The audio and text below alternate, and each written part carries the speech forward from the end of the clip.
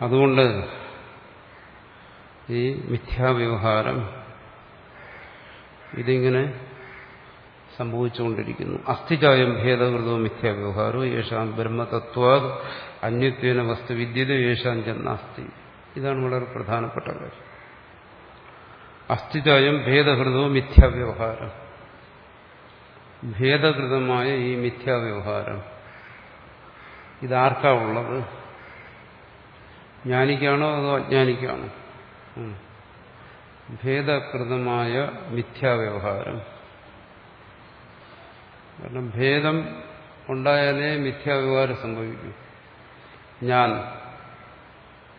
എന്റേത്, അല്ലെങ്കിൽ ഇത് എന്നുള്ള ഭേദം പറഞ്ഞു. ഞാനെന്നും ഇതും എന്നുള്ളതാണ് മുഖ്യമായ ഭേദം. ഞാനെന്ന് എന്നെക്കുറിച്ച് പറയുന്നു, എന്നിട്ട് പറയുന്നു ഇത് എന്നെന്റെ ശരീരത്തെ പറയുന്നു, പ്രപഞ്ചത്തെ പറയുന്നു. അവിടെ ഭേദത്തെ ഉണ്ടാക്കുന്നു. നീ എന്ന് പറയുന്നു, അവിടെ ഭേദത്തെ ഉണ്ടാക്കുന്നു. അപ്പം ഞാനെന്നും ഇതെന്നും എന്റേതെന്നും നീയെന്നും ഇങ്ങനെയുള്ള ഈ ഭേദത്തെ ആശ്രയിച്ചുള്ള മിഥ്യാവ്യവഹാരം, മിഥ്യാജ്ഞാനം. കാരണം പരമാർത്ഥത്തെ അറിയുന്നവൻ ഈ വ്യവഹാരത്തെ മിഥ്യാവ്യവഹാരം എന്നാണ് പറയുന്നു. എന്തുകൊണ്ട്? ഇത് ഭേദത്തെ ആശ്രയിച്ചായതുകൊണ്ട്. മിഥ്യാവ്യവഹാരം എന്താണ്? ഞാൻ, എന്റേത്, ഞാൻ, ഇത് എന്നുള്ള ഈ അറിവ്, ഈ വാക്ക്, ഇതിനെ ആശ്രയിച്ചുള്ള പ്രവൃത്തികളും. ഇത് ശരീരം, എന്റെ ശരീരം എന്നറിയുമ്പോഴാണ് ഭക്ഷണം കഴിക്കുന്നത്. അത് പ്രവൃത്തിയാണ്. ഈ ഭേദബോധത്തെ ആശ്രയിച്ചുള്ള ഒരു പ്രവൃത്തിയാണ് ഭക്ഷണം കഴിക്കുക തുടങ്ങിയ എല്ലാ പ്രവൃത്തിയും. നടക്കുക, ഇരിക്കുക, ഉടുക്കുക, കിടക്കുക, ഉറങ്ങുക, ഉണ്ണുക, ഉണരുക, എല്ലാ പ്രവൃത്തികളും. ഇതാണ് മിഥ്യാവ്യവഹാരം. എന്തുകൊണ്ട്? ഭേദബുദ്ധിയുള്ളതുകൊണ്ട്. അപ്പം ആ മിഥ്യാവ്യവഹാരത്തിന് ഭേദബുദ്ധി ആവശ്യമാണ്. ഈ വ്യവഹാരം പരമാർത്ഥമാണ്. അപ്പോൾ ഈ വ്യവഹാരം ആർക്കാണോ? തത്വജ്ഞനാണോ അതേ അജ്ഞനാണോ എന്നാണ്. നമ്മൾ സ്വാഭാവികമായിട്ടും പറയും അജ്ഞനാണോ എന്ന് പറയും. അതിന് ഭാഷകാരൻ പറയും യേശാം ബ്രഹ്മതത്വാത് അന്യത്വേന വസ്തുവിദ്യതേ. ബ്രഹ്മതത്വത്തിൽ നിന്ന് അന്യമായി ആർക്കാണോ വസ്തുക്കളുള്ളത്, സ്വതത്വത്തിൽ നിന്നും എന്നുവെച്ചാൽ സ്വസ്വരൂപത്തിൽ നിന്നും അന്യമായി ശരീരം, മനസ്സ്, ഇന്ദ്രിയം, കർണങ്ങൾ, പ്രപഞ്ചം തുടങ്ങിയ വസ്തുക്കൾ ഉണ്ട് എന്ന് കരുതുന്നു, അവനുണ്ട് ഈ മിഥ്യാവ്യവഹാരം. അങ്ങനെ ഭേദം കൊണ്ടുള്ള മിഥ്യാവ്യവഹാരം. ശരി, അങ്ങനെ ഒരാൾ കരുതുന്നില്ല, തന്നിൽ നിന്ന് അന്യമായി ഒരു വസ്തുവുമില്ല, ഭേദബുദ്ധിയില്ല അയാൾ, സർവവും സ്വസ്വരൂപം തന്നെ. അയാൾക്ക് ഈ ഭേദം കൊണ്ടുള്ള മിഥ്യാവ്യവഹാരം ഉണ്ടാകുമോ? യേശാഞ്ചന്നാസ്തി, അവർക്കുണ്ടെന്നാണ്. യേശാം ബ്രഹ്മതത്വാത് അന്യത്വേന വസ്തുവിദ്യത. ആർക്കാണോ സ്വരൂപത്തിൽ നിന്ന് അന്യമായി വസ്തുവുള്ളത്, യേശാഞ്ചനാസ്തി, ആർക്കാണോ അങ്ങനെ ഇല്ലാത്തത്, തന്നിൽ നിന്ന് അന്യമായി ഒന്നും ഇല്ല എന്ന് കരുതുന്നത്, രണ്ടു കൂട്ടർക്കും എന്താണ്? ഭേദകൃതമായ മിഥ്യാവ്യവഹാരം ഉണ്ട് എന്നാണ്. ഞാൻ, നീ, ഞാൻ, എന്റേത്, ഞാൻ, ഇത് എന്നുള്ള ഭേദത്തെ ആശ്രയിച്ചുള്ള മിഥ്യാവ്യവഹാരങ്ങൾ, വ്യവഹാരങ്ങൾ ഈ തത്വബോധമുള്ളവനും ഇല്ലാത്തവനും രണ്ടുപേർക്കും ഉണ്ടെന്നാണ്. അത് ആണ് തത്വജ്ഞാനത്തിൽ വിശേഷമായി മനസ്സിലാക്കേണ്ട കാര്യം. തത്വജ്ഞാനത്തിൽ ചോദിക്കുക എന്താ? ഭേദമോ? ഭേദത്തെ ആശ്രയിച്ചുള്ള പരമാർത്ഥമല്ലാത്ത വ്യവഹാരം അതെങ്ങനെ സംഭവിക്കും എന്നാണ്. അതുകൊണ്ടാണ് പറയുന്നത് തത്വജ്ഞാനം എന്ന് പറയുന്നത് കാരകമല്ല, അത് കേവലം ജ്ഞാപകമാണ്. അതെപ്പോഴും ഭാഷ്യകാരൻ പറയുന്നത് അതുകൊണ്ടാണ്. ഈ ഭേദം കൊണ്ടുണ്ടാകുന്ന മിഥ്യാവ്യവഹാരത്തെ ഇല്ലാതാക്കുന്നതിനുള്ള ഒരു മാജിക്കും തത്വജ്ഞാനത്തിലില്ല.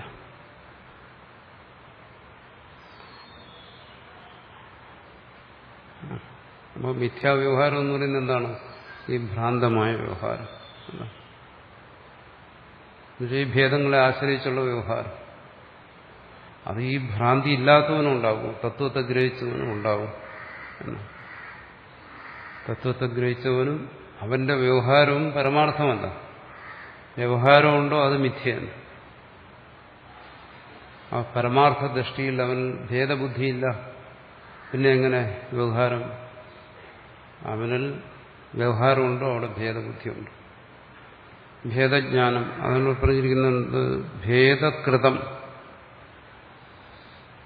ഭേദകൃതമായ വ്യവഹാരം. ഭേദം എന്ന് പറയുന്നത് എന്താണ്? ഈ ഭേദബുദ്ധി. ഞാൻ വേറെ നീ വേറെ എന്നുള്ള ഭേദബുദ്ധി. അപ്പൊ തത്വജ്ഞാനം കൊണ്ട് ഈ ഭേദബുദ്ധി മാറിപ്പോകത്തില്ലേ? ഇല്ല.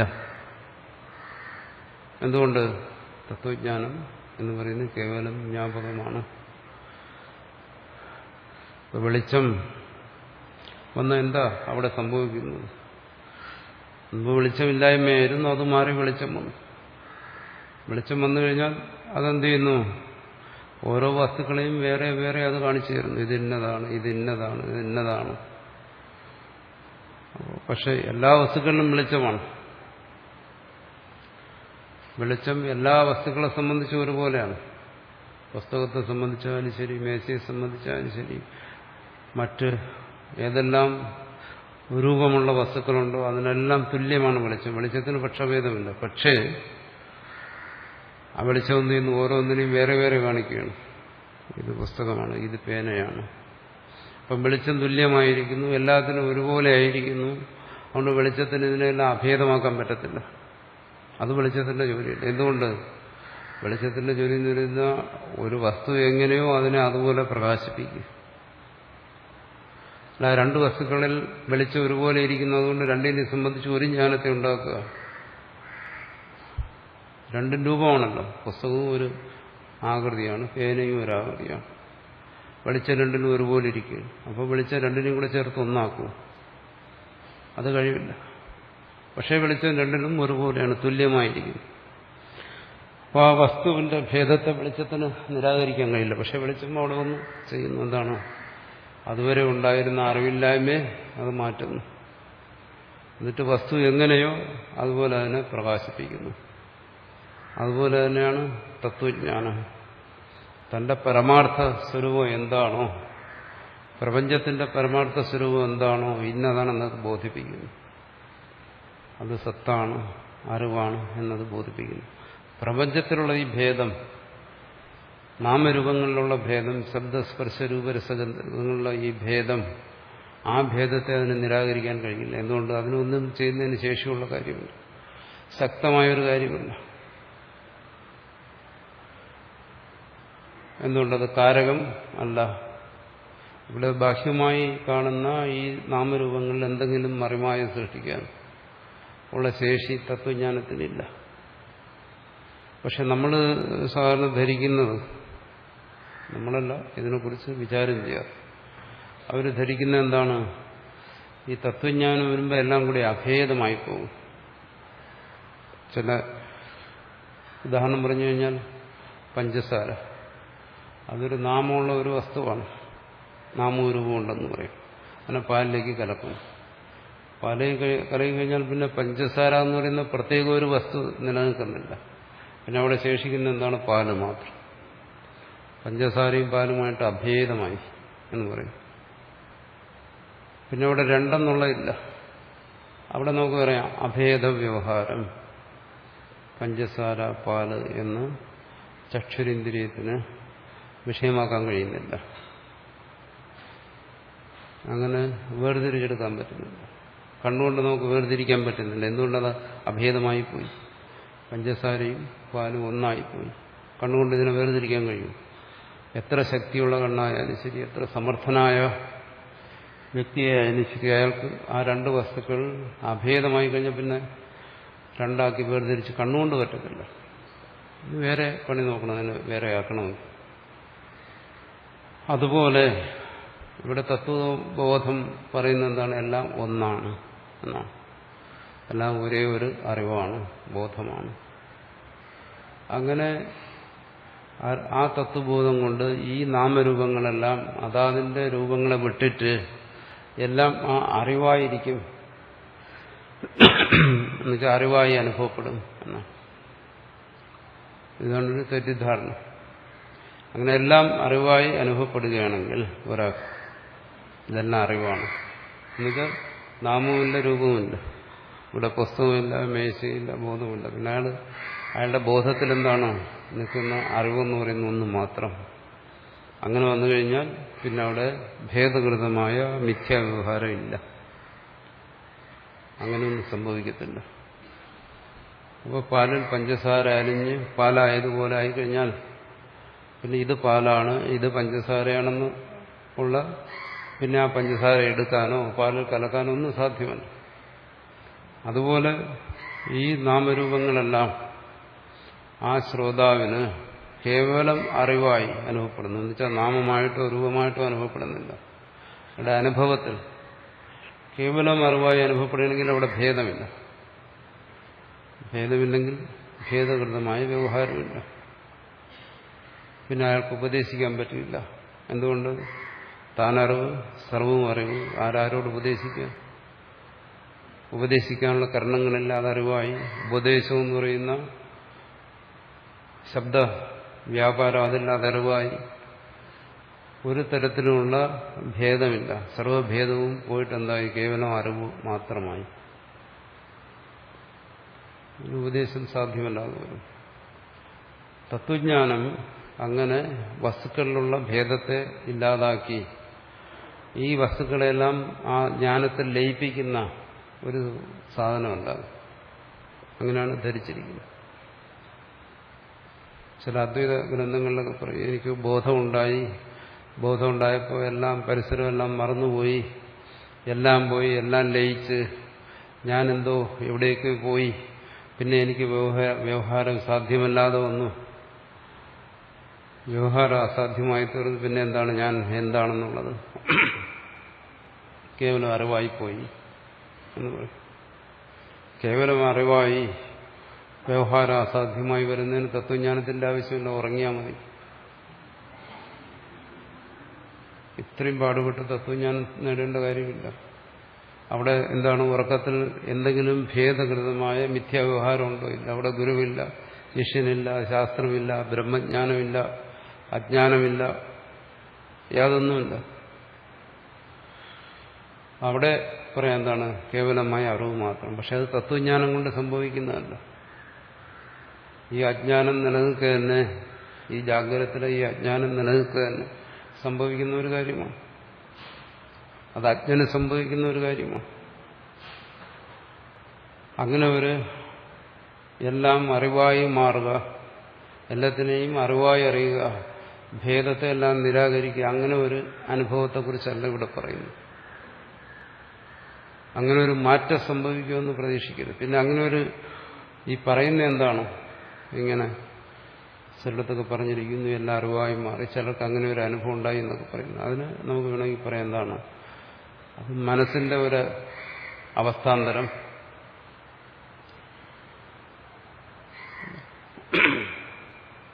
ഇപ്പോൾ ഈ ജാഗ്രത് പ്രപഞ്ചം ഇങ്ങനെ നാമരൂപാത്മകമായി തന്റെ മുന്നിൽ ഇരിക്കുക തന്നെ മനസ്സ് മനോരഥത്തിലേക്ക് പ്രവേശിച്ചു കഴിഞ്ഞാൽ ഏതെങ്കിലും വിശേഷമായ ആനന്ദത്തെ അനുസന്ധാനം ചെയ്തോ, എന്തെങ്കിലും തീവ്രമായ ദുഃഖത്തെ അനുസന്ധാനം ചെയ്തോ, മനസ്സ് മനോരഥത്തിലേക്ക് പ്രവേശിച്ചു കഴിഞ്ഞാൽ ഇതെല്ലാം അപ്രത്യക്ഷവും. അപ്പോൾ മനസ്സിൽ ശേഷിക്കുന്ന എന്താണ്? തീവ്രമായ ദുഃഖം, അല്ലെങ്കിൽ തീവ്രമായ ആനന്ദം, രണ്ടും വരാം. അല്ലെങ്കിൽ തീവ്രമായ ഭയം, ഞാൻ ഭയന്നുപോയി, പിന്നെ എനിക്കൊന്നും ഓർമ്മയുണ്ടായില്ല. എന്താണ്? ഞാൻ ആനന്ദത്തിന്റെ ലഹരിയിലായിരുന്നു എന്ന് പറഞ്ഞില്ല. ഇവിടെയൊന്നും തത്വബോധമില്ല. അതുപോലെ മനസ്സ് ചിത്തനിരോധം ചെയ്ത്, വൃത്തി നിരോധം ചെയ്ത് ഒരവസ്ഥയിലേക്ക് പ്രവേശിച്ചു കഴിഞ്ഞാൽ ഈ പ്രപഞ്ചത്തെ വിസ്മരിക്കാതില്ല എന്ന് പറയുന്നുണ്ട്. അത് തത്വബോധമല്ല, അതല്ല തത്വബോധം. തത്വബോധം എന്ന് പറയുന്നത് ആ ശ്രോതാവിന് ആ ബോധം ഉണ്ടാകുന്ന അവസ്ഥയാണ്. എങ്ങനെ?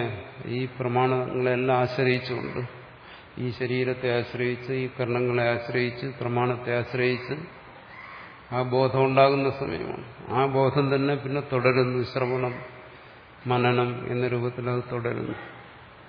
അവിടെയെല്ലാം എന്താണോ ഈ ഭേദകൃതമായ വ്യവഹാരം നിലനിൽക്കുന്നു. എന്താ പറ്റും? താൻ ആത്മാവാണെന്ന് ഒരാൾ അറിഞ്ഞു.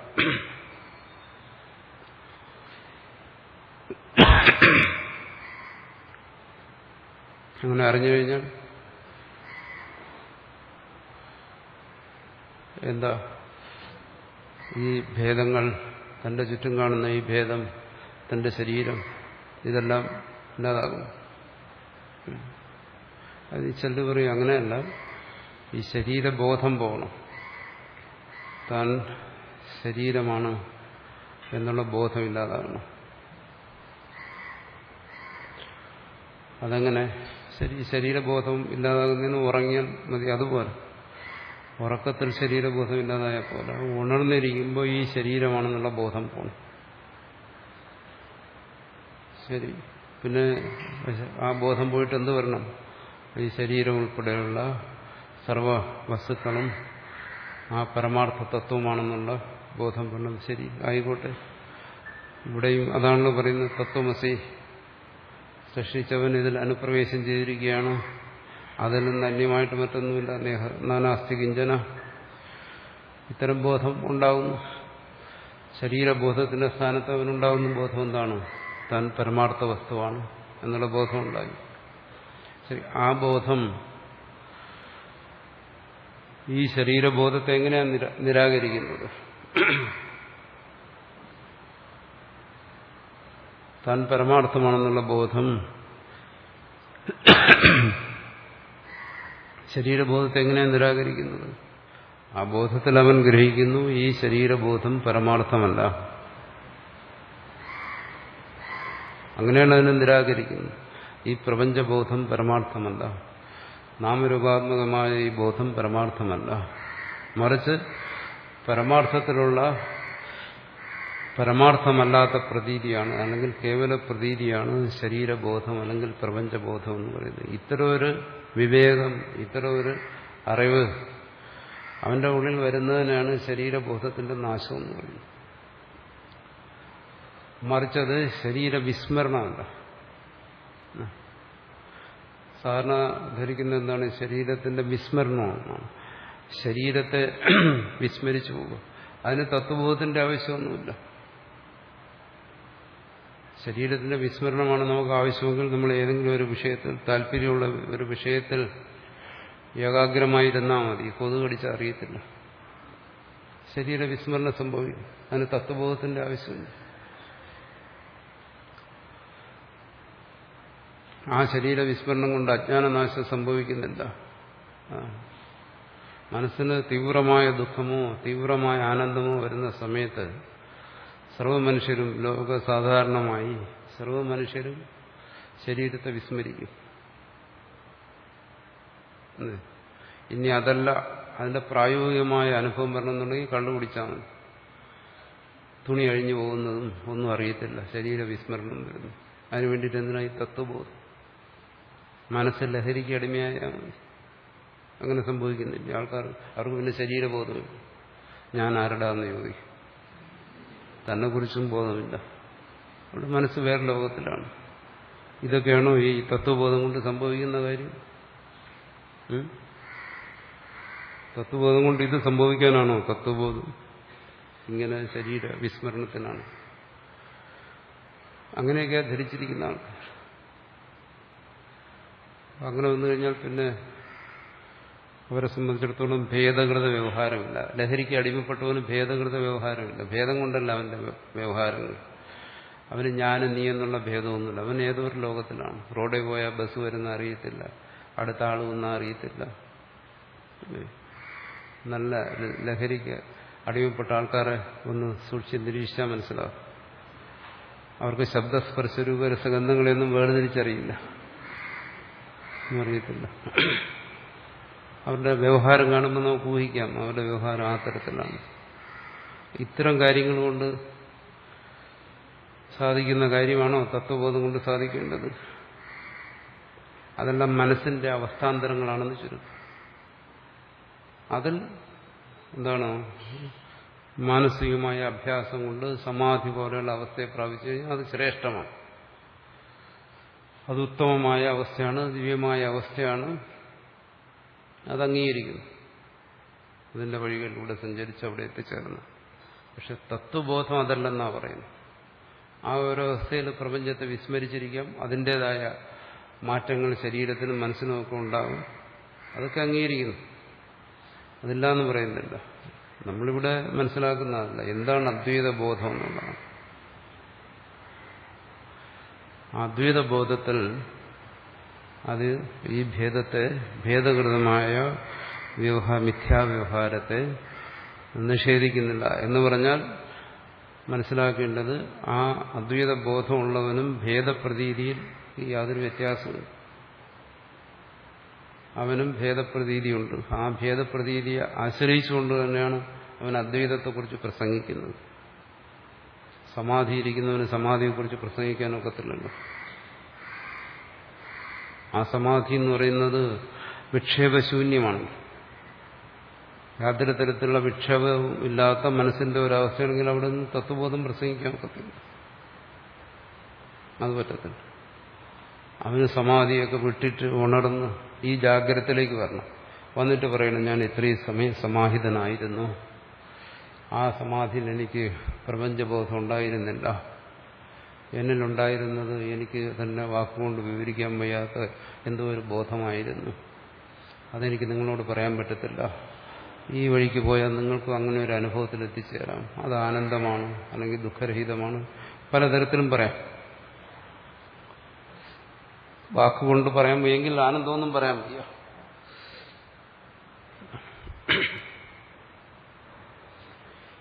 അപ്പോൾ ഇവിടെ അതല്ല. ഇവിടെ ഉണർന്നിരിക്കുമ്പോൾ ജാഗ്രതത്തിലുള്ള ബോധത്തെക്കുറിച്ചാണ് പറയുന്നത്. ആ ബോധമുള്ള ഒരുവനും ഇവിടെ ഭേദബുദ്ധിയുണ്ട്, ഭേദ അറിവുണ്ട്, ഭേദജ്ഞാനമുണ്ട്. അതിനോട് പറയുന്നത് ഭേദകൃതം എന്ന് പറഞ്ഞാൽ എന്താണ്? ആ ഭേദജ്ഞാനം കൊണ്ടുള്ള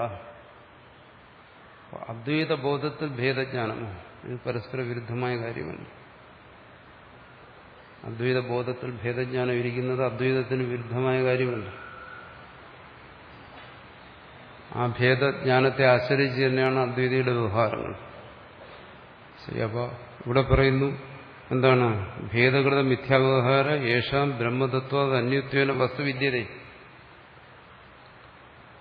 ആർക്കാണോ ബ്രഹ്മതത്വത്തിൽ നിന്ന് അന്യമായി വസ്തുക്കളെല്ലാം ഉള്ളത് അജ്ഞൻ, അവനും യേശാഞ്ചൻ നാസ്തി. ആർക്കാണ്? രണ്ടുപേർക്കും ഒരുപോലെയാണ്. പിന്നെന്താ ഈ തത്വജ്ഞാനം കൊണ്ട് പ്രയോജനം? ഈ ഭേദകൃതമായ വ്യവഹാരത്തിലല്ല തത്വജ്ഞാനം കൊണ്ടുള്ള പ്രയോജനം. വ്യവഹാരത്തിൽ എന്തെങ്കിലും മാറ്റത്തെ ഉണ്ടാക്കാൻ വേണ്ടിയിട്ടല്ല തത്വജ്ഞാനം കൊണ്ടുള്ള വ്യവഹാരത്തിന്റെ പ്രയോജനം. തത്വജ്ഞാനം കൊണ്ടുള്ള പ്രയോജനം എന്താണോ? ആ ഭേദകൃതമായ വ്യവഹാരം ഒരാൾ പരമാർത്ഥമെന്ന് ധരിക്കുന്നു, മറ്റൊരാൾ പരമാർത്ഥമല്ല എന്ന് ധരിക്കുന്നു. ഇത്രയുള്ള വ്യത്യാസം ആ വ്യവഹാരത്തെ തന്നെ. ആ ഭേദത്തെയും ഭേദജ്ഞാനത്തെയും, ഭേദജ്ഞാനം, ഭേദത്തെ ആശ്രയിച്ചുള്ള വാക്കുകൾ, ഭേദത്തെ ആശ്രയിച്ചുള്ള പ്രവൃത്തി, ഇതിനാണ് വ്യവഹാരം എന്ന് പറയുന്നത്. ഇതൊന്നും പരമാർത്ഥമല്ല എന്ന് തത്വജ്ഞൻ ഗ്രഹിക്കുന്നു. അതും ഒരു ബോധമാണ്, പരമാർത്ഥമല്ല എന്നുള്ള ബോധം. അല്ലാതെ ഈ ഭേദം എന്ന് പറയുന്നത് പഞ്ചസാര പാലിൽ അലിയുന്നത് പോലെ അയാളുടെ ബോധത്തിൽ അലിഞ്ഞു പോവുകയോ, അല്ലെങ്കിൽ അയാൾ ഈ ഭേദത്തെ വിസ്മരിക്കുകയോ, അല്ലെങ്കിൽ ഈ ഭേദമെല്ലാം അയാളുടെ മുമ്പിൽ നിന്ന് എങ്ങോട്ടെങ്കിലും പറന്നു പോവുകയോ മാറിപ്പോവുകയോ,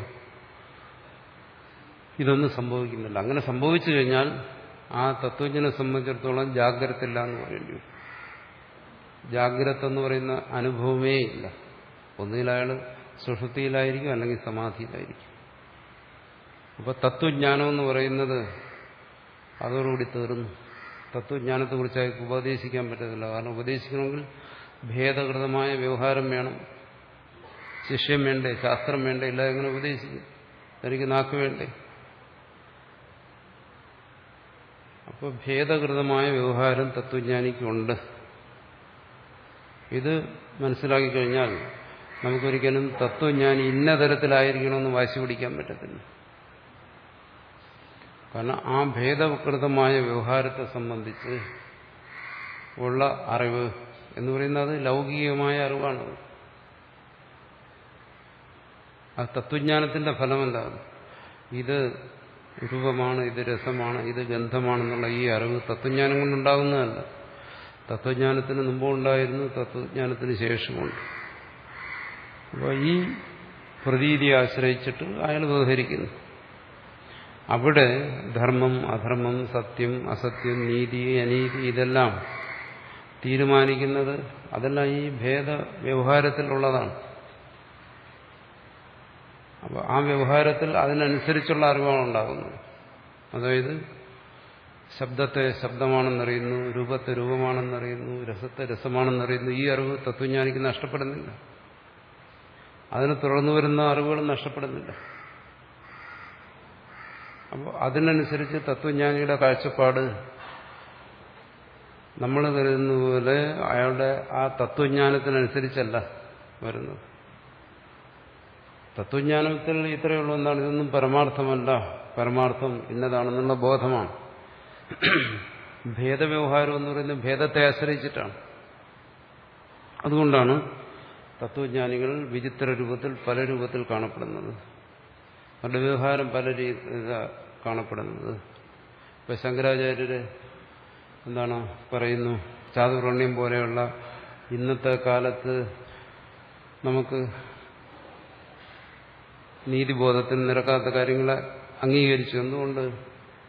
കാരണം അത് ഭേദകൃത വ്യവഹാരമാണ്. ഭേദത്തിലെ നീതി എന്ന് പറയുന്നത് വ്യക്തിയുടെ കാഴ്ചപ്പാടനുസരിച്ച് മാറിക്കൊണ്ടിരിക്കും. മനുഷ്യന്റെ കാഴ്ചപ്പാടുകൾ, അറിവ് മാറുന്നതിനനുസരിച്ച് കാഴ്ചപ്പാടുകൾ മാറുന്നു. ഒരു കാലത്ത് നീതി, വേറൊരു കാലത്ത് അനീതി, ഒരു കാലത്ത് ധർമ്മം, വേറൊരു കാലത്ത് അധർമ്മം. തത്വജ്ഞാനിയും അതിനനുസരിച്ച് പോകുന്നു. അതുകൊണ്ടാണ് തത്വജ്ഞാനിയുടെ വ്യവഹാരത്തിൽ ഭേദം വരുന്നത്. എല്ലാ തത്വജ്ഞാനികളും സാറിന് ചോദിക്കുമല്ലോ, ഇങ്ങനെയും വലിയൊരു അദ്വൈതത്തെ പറഞ്ഞാലും അങ്ങനെ പറഞ്ഞു എന്ന് ചോദിക്കും. അദ്വൈത ബോധവും അതുമായിട്ട് ഒരു ബന്ധമുണ്ട്. എന്തുകൊണ്ട്? അത് ഭേദകൃതമായ വ്യവഹാരമാണ്.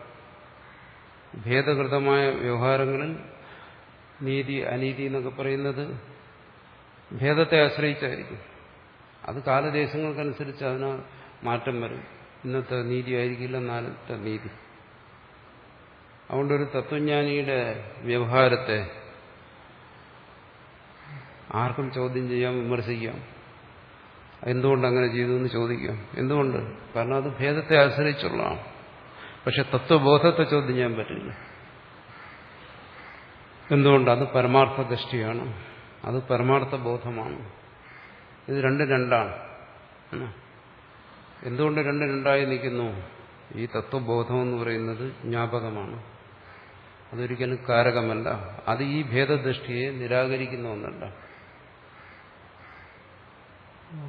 വേറൊരു ഉദാഹരണത്തിലൂടെ പറഞ്ഞു കഴിഞ്ഞാൽ, ജലവും തരംഗവും ഏകമാണെന്നുള്ള ബോധം ഉണ്ടാകുന്നതുകൊണ്ട് തരംഗപ്രതീതി അപ്രത്യക്ഷമാകുന്നു.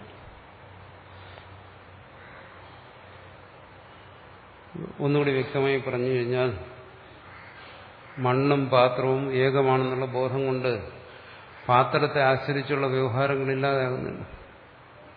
പാത്രം കൊണ്ട് വെള്ളം കൊണ്ടുവരുന്നതോ പാത്രത്തിൽ പാകം ചെയ്യുന്നതോ പോലെയുള്ള വ്യവഹാരങ്ങൾ അതില്ലാതാക്കുന്നില്ല. അത് പാത്രം എന്ന് പറയുന്ന മണ്ണ് തന്നെ. ഇനി എങ്ങനെ അതിന് വെള്ളം എടുക്കാൻ പറ്റും, ഇനി എങ്ങനെ പാകം ചെയ്യാൻ പറ്റും എന്ന് ചോദിക്കുന്നത് ബുദ്ധിശൂന്യതയാണ്. എന്തുകൊണ്ട്? ഭേദകൃതമായ വ്യവഹാരം അവിടെ നടക്കുന്നു. മണ്ണ് വേറെ, പാത്രം വേറെ എന്നുള്ള ഭേദത്തെ ആശ്രയിച്ചുള്ള വ്യവഹാരങ്ങൾ അവിടെ നടക്കുന്നതുകൊണ്ടാണ്. ആ ഭേദത്തെ ആശ്രയിച്ച് തന്നെയാണ്. പക്ഷെ അങ്ങനെ ഒരു ബോധം ഉണ്ടാകുന്നുണ്ട്. ശരി, പാത്രം മണ്ണായി മാറുന്നില്ല. പാത്രം ആകുന്നതിന് മുമ്പ് അതെങ്ങനെയായിരുന്നു ആ രീതിയിലേക്ക് അത് മടങ്ങിപ്പോകുന്നില്ല. പാത്രം പാത്രമായി തന്നെ ഇരിക്കും, അതിനെ ആശ്രയിച്ചുള്ള വ്യവഹാരങ്ങളും നടക്കും. ആഭരണം ആഭരണമായി തന്നെ ഇരിക്കും, അതിനെ ആശ്രയിച്ചുള്ള വ്യവഹാരങ്ങൾ നടക്കും. സ്വർണത്തെ അണിയാൻ പറ്റത്തില്ല, ആഭരണത്തെ അണിയാൻ പറ്റും. സ്വർണത്തിന്റെ മൂല്യമല്ല ആഭരണത്തിന്റെ മൂല്യം. എന്തെല്ലാം വ്യത്യാസം വരുന്നു. ഇതുപോലെ സർവത്ര അദ്വൈത ബോധം നിലനിൽക്കുന്ന വ്യക്തിയിൽ ഭേദത്തെ ആശ്രയിച്ചുള്ള വ്യവഹാരങ്ങളെല്ലാം നടക്കുന്നു. അപ്പോൾ ബാക്കി വരുന്ന നീതിബോധങ്ങളും ധർമ്മബോധവും എല്ലാം തത്വബോധത്തെ ആശ്രയിച്ചല്ല, ഭേദത്തെ ആശ്രയിച്ചാണ്. അതുകൊണ്ട് അതിന് കാലദേശങ്ങൾക്കുള്ള അനുസരിച്ചുള്ള വ്യത്യാസങ്ങൾ വരും. അതുകൊണ്ട് മഹാത്മാക്കൾ പല വിധത്തിലിരിക്കുന്നു, പലതരത്തിൽ പ്രവർത്തിക്കുന്നു, കാലദേശാനുസൃതമായി അവർ പ്രവർത്തിക്കുന്നു. ഒരാൾ പറയുന്ന ലോകനീതിയല്ല മറ്റൊരാൾ പറയുന്നത്, ഒരാൾ പറയുന്ന ഒരാളുടെ ധർമ്മബോധമല്ല വേറൊരാൾക്ക് അങ്ങനെ വരുന്നു. അപ്പോൾ ആ ഭേദത്തിൽ അവർ ധർമ്മത്തെയും നീതിയെയും ഒക്കെ നിലനിർത്താൻ ശ്രമിക്കുന്നു. ആ അദ്വൈത ബോധത്തിൽ ധർമ്മമോ നീതിയോ ന്യായമോ അന്യായമോ അധർമ്മമോ യാതൊന്നും തന്നെ അത് പരമാർത്ഥ ബോധമാണ്. ആ പരമാർത്ഥ ബോധം ഉള്ളവന് തന്നെയാണ് പറയുന്നത് തത്വജ്ഞാനി എന്ന് പറയുന്നത്.